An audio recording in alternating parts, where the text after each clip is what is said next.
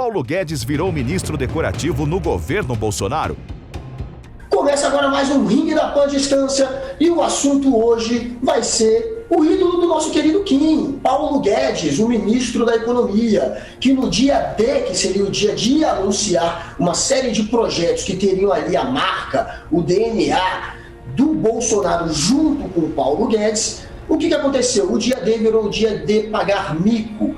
O Bolsonaro desautorizou o posto Ipiranga, mostrou que o posto Ipiranga não tem mais a moral de antigamente. O posto Ipiranga, o Paulo Guedes, ele queria, entre outras coisas, criar um programa de transferência de renda, o Renda Brasil, uma série de projetos do governo que não são nem tão liberais assim, mas para isso, a ideia dele, né, o socialismo à la Paulo Guedes, que está sendo chamado, seria o de tirar dinheiro dos pobres, da classe média, para dar para os paupérrimos, como falou o próprio presidente, palavras do Bolsonaro ao desautorizar o ministro da Economia. Uma das ideias do Paulo Guedes, nesse pacote aí, que a gente pode chamar de pacote de maldades, que seria tentar unir uma série de programas sociais, acabar com uma série de programas sociais para poder ter a verba para esses programas que terão a marca do governo, que poderão levar o Bolsonaro à reeleição.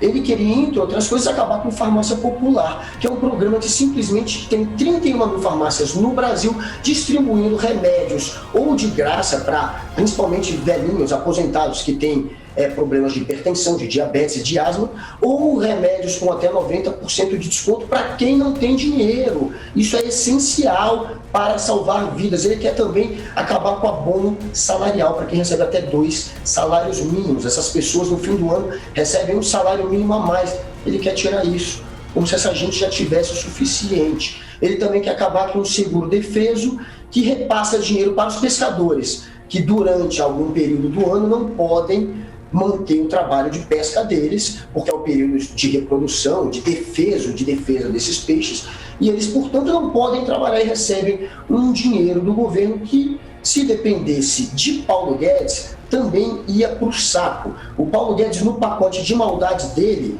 que não acabou ainda, ele também queria acabar com a tarifa social da energia elétrica, que dá descontos de 10% a 65%, para famílias que também estão em condições de salários, né, que recebem salários inferiores a 2 salários mínimos. Ele também queria, se dependesse do Paulo Guedes, acabar até com o seguro-desemprego. Até isso foi cogitado a princípio, não foi levado adiante agora, mas até isso ele cogitou, fora também acabar com a dedução do imposto de renda, aquele dinheiro que você usa ali na escola ou na saúde, no seu filho. Ele também queria acabar com isso. Então, o que o presidente que está em busca da reeleição pensou? É suicídio eleitoral. O Bolsonaro, ele não é bonzinho. O Bolsonaro chamava o Bolsa Família de programa para comprar voto de idiotas, palavra dele. Então, é óbvio que agora que ele quer tomar para ele a paternidade de projetos sociais que serão, no fim, uma amplificação do Bolsa Família, é óbvio que ele está fazendo isso pensando na reeleição, já que ele é candidato à reeleição desde o ano passado, né? Ele prometeu acabar com a reeleição, mas já disse que era candidato à reeleição desde abril do ano passado. Então a gente tem um presidente em campanha, fazendo o que for possível para se reeleger, mesmo que tenha que passar por cima do posto Ipiranga. Você ficou muito frustrado, Kim Kataguiri? Mais um mico dos liberais? Não fiquei frustrado, não acho que seja amigo dos liberais, mesmo porque eu já tenho dito há algum tempo que o Paulo Guedes é um ministro decorativo, já não sobrou liberalismo no governo Bolsonaro. Agora, eu concordo com a sua crítica, né, de você acabar ali com farmácia popular, de acabar com outros programas para fundir e fazer um novo programa, né? É sim uma espécie de estelionato social, né, em que você basicamente junta programas que já haviam sido implementados por governos anteriores, né, e dá uma sensação de que está aumentando e amplificando, quando na verdade você só está dando continuidade.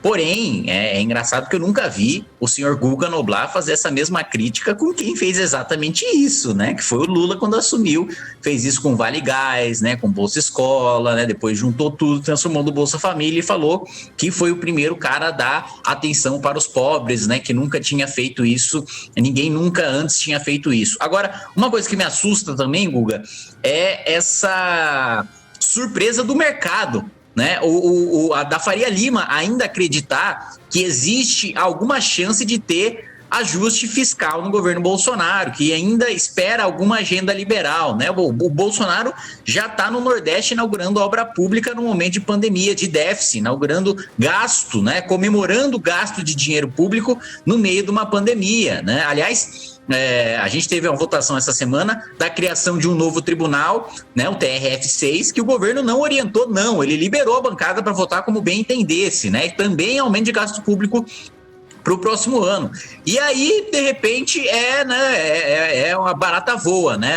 Dispara o dólar, a bolsa despenca, e tem gente surpresa ainda com o fato de que Paulo Guedes já não é mais ministro, já não tem mais poder. Ele está lá para o projeto do Bolsonaro, que o Bolsonaro embarcar, ele vai junto, né? Não sei se ele vai permanecer até o final do governo, mas não me surpreenderia se ele ficasse, mas a permanência ou não do Paulo Guedes no governo já não significa mais nada, né? O governo já abandonou a agenda liberal, já está lá com o Centrão junto, inaugurando obra pública, fazendo exatamente o que o PT fez, né? Agora você tem, da mesma maneira como o PT colocou o Bolsa Família como uma grande vitrine, né, de assistência aos pobres, o Bolsonaro coloca o Renda Brasil, como o PT colocou Minha Casa Minha Vida como uma grande vitrine da habitação dos mais pobres, o Bolsonaro está colocando a Casa Verde e Amarela, né? Da mesma maneira como o PT colocou o PAC, né, como um dos grandes programas de desenvolvimento do país por meio de endividamento e obra pública, o Bolsonaro está fazendo com o Pró-Brasil. Então, basicamente, o Bolsonaro está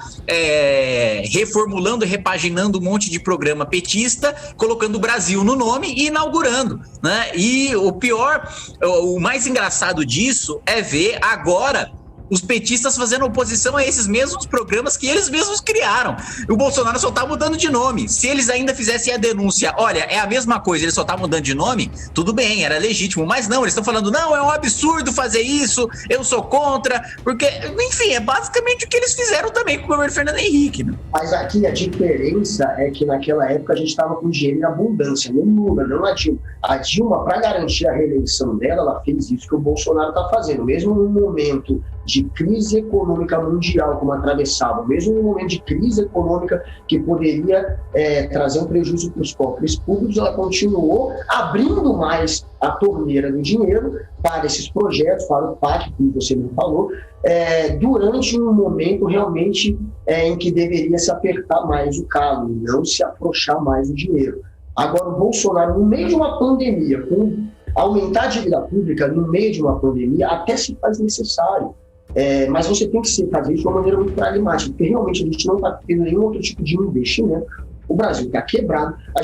Eu até entendo, acho que muita gente entende essa discussão de furar ou não o teto de gasto, mas se você fizer isso, você tem que fazer isso não para apenas endividar o Brasil e criar programas que vão transferir votos para o Bolsonaro, mas sim para criar meios de aquecer a economia, de aquecer o micro e o pequeno empresário, de transferir renda para quem pode fazer a economia girar, e não apenas querer usar mais dinheiro ou imprimir mais papel, até isso que eles estão discutindo, imprimir mais papel de novo, para simplesmente aumentar a nossa dívida pública a troco de garantir a reeleição do Bolsonaro. Os projetos que o Lula tocou, na época que ele tocou, tiveram bons resultados, porque era uma época de muita abundância realmente de dinheiro.